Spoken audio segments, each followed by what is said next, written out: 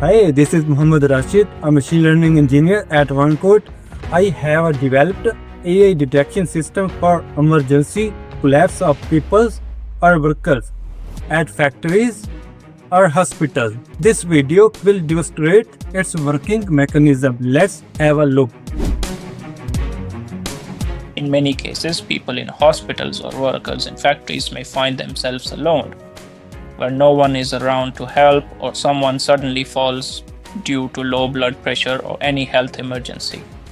Our AI detects the fall immediately and responds within seconds. Alerts is sent through Kafka instantly and without any delay. The dashboard displays full details, time, location, and person information with 30 seconds video. This helps to rescue team reach quickly and provides timely support. AI for safety, smart, simple, and life-saving.